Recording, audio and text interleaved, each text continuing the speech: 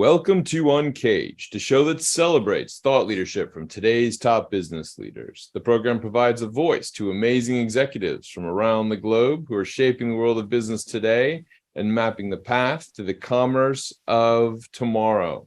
Today, we're speaking with David Moscato. David, how are you? Fine, thank you.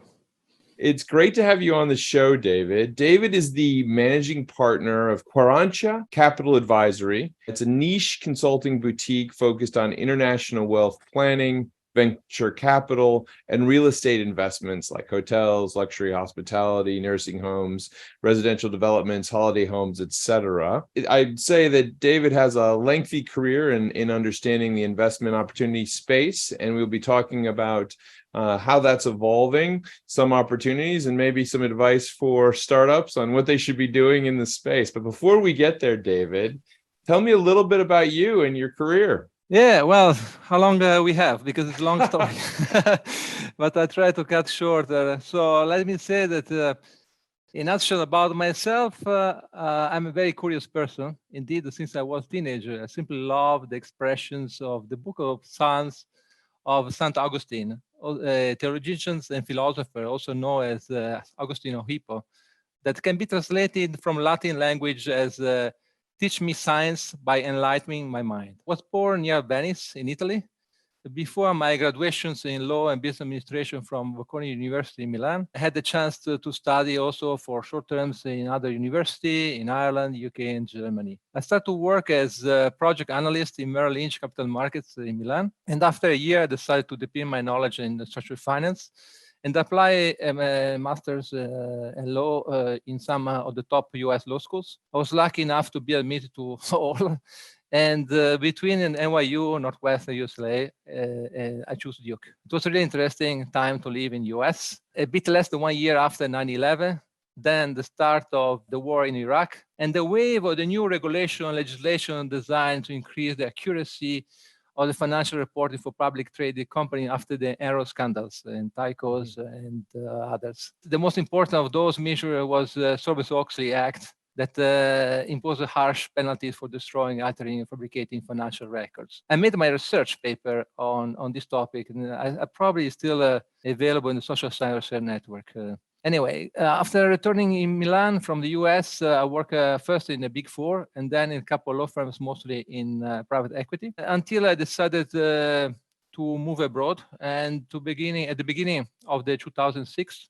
And this time the choice was between Ireland and Luxembourg. I chose Luxembourg for mainly two reasons. It was a new place to live, new adventures.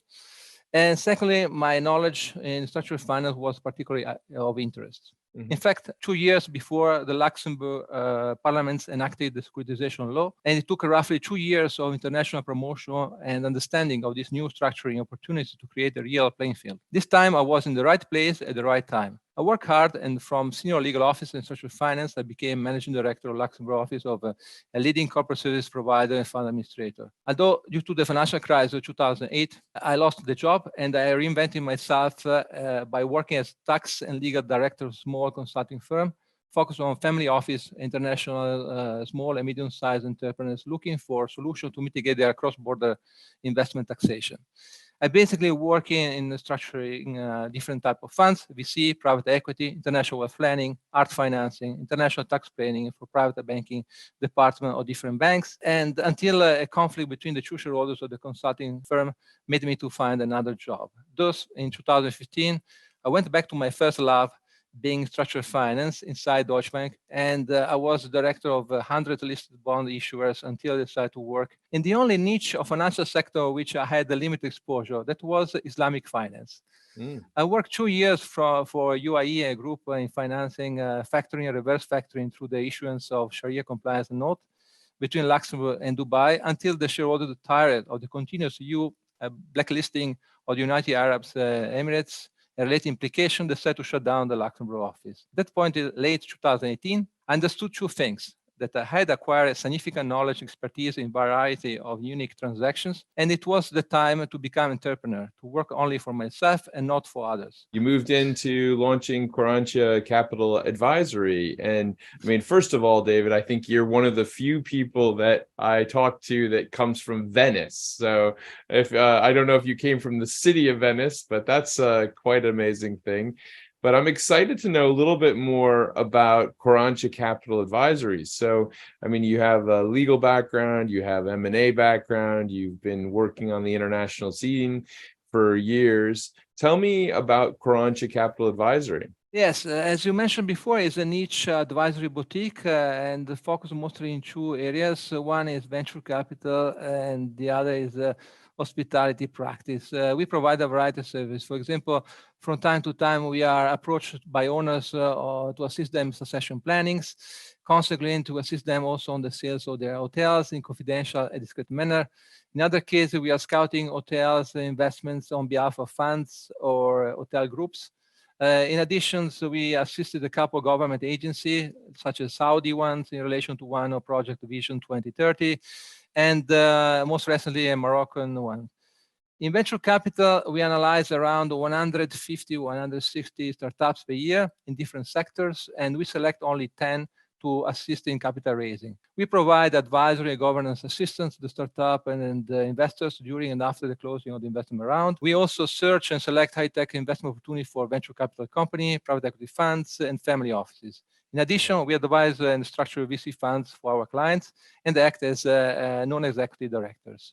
Just to mention a few examples, we select pre-IPOs around investments whose share made 20x in 9 months. So not even the Bitcoin was able to do that in the best days, or where the shares were subscribed 5 times immediately after the commitment of the Ukraine government to invest 35% of the round. So just a few examples about our success in terms of selections and promoting this investment towards investors. Well, I mean, there's so much discussion right now about financial planning and the financial industry right now. I mean, certainly we had the failure of Silicon Valley Bank, and then now Credit Suisse gets taken over.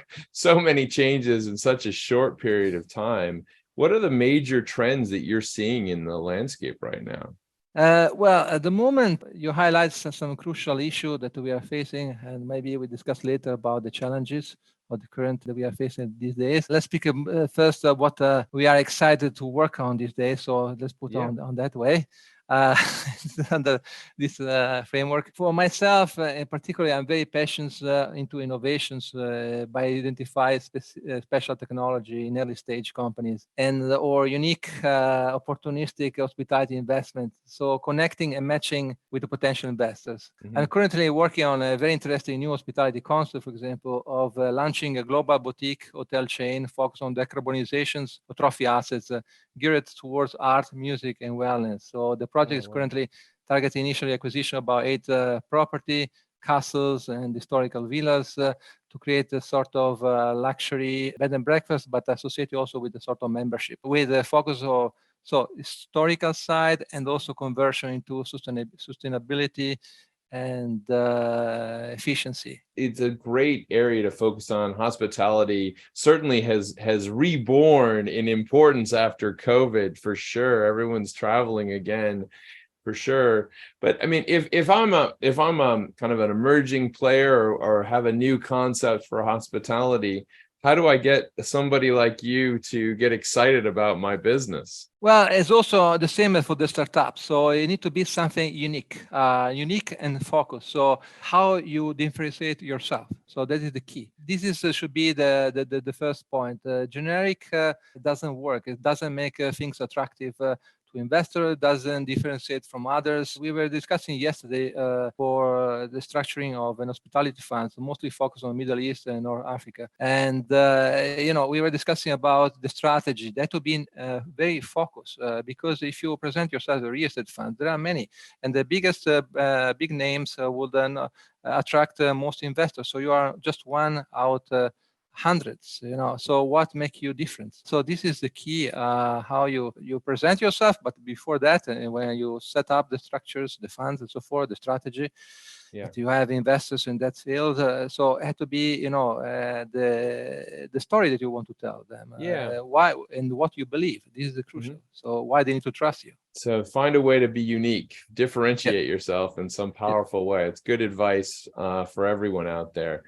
But David, I mean, you work in a really interesting and a dynamic space. I mean, certainly you get exposed to a lot of new ideas. What excites you about what you do? What's the real passion behind it? It's really about, the discovery process. So as I said, about curiosity. So to look into about a new way of doing things, a new way of solving problems like technology, for instance, and new financial products, a new kind of funds, So that is the angles, where I look into about, this uniqueness associated with solving problems, solving an issue. And this is, for me, is very exciting. And the other part is about, for myself, is about connecting and matching, identifying, connecting and matching the startups or the opportunity linked to the hospitality. So this is the unique angles. Most of the work is driven by knowledge. So in the selection process, we are not brokers. So we are not selling things. We are researcher first of all. So we look about what is particularly unique and what to differentiate from others. And when we feel comfortable with that, that's why we make a big selections. I was making an example about 10 out of 160, but the other one we don't even consider. So we have hundreds projects, but we don't even consider because there is a sort of screening with some criteria that doesn't even make us to waste time. So this is the key. Those connections that you need to make it happen, really kind of all those filling all those gaps, right? That can make the idea happen in a powerful way for all parties involved. But here, David, I mean, we are in 2023. What a year to be in the financial markets. I imagine that you're scratching your head like everybody else is these days. But tell me a little bit about how you see this year progressing. Well, it's very challenging, especially into venture capital. Particularly, the biggest challenge that we are facing,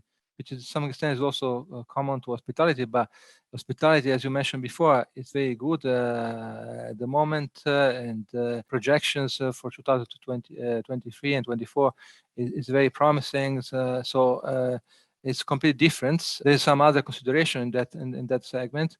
But mostly, what we're seeing, can you imagine that, I'm a specialist, 23 years in capital markets, structuring any kind of debt instruments. I never see before that, the bondholder are the first line that would be hit by the bankruptcy of the bank. Usually is the equity. Normally, it's always the shareholders.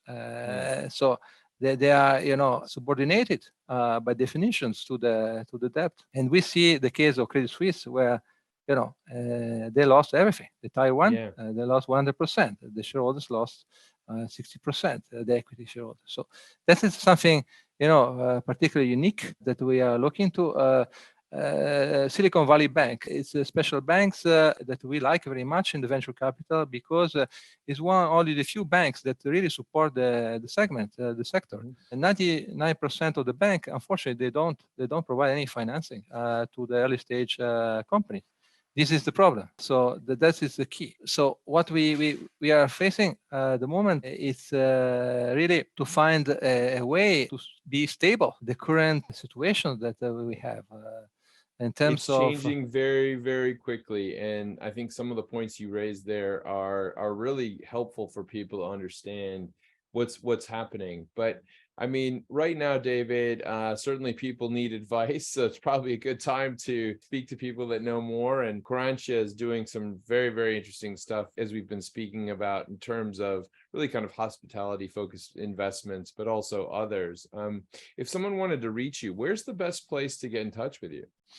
Certainly on our website, which is www.quarantia.lu, or just to contact me through LinkedIn. where I'm quite present there. Perfect. Well, David, thank you so much for being on the show today. We've been speaking with David Moscato. He is the managing partner of Quarantia Capital Advisory.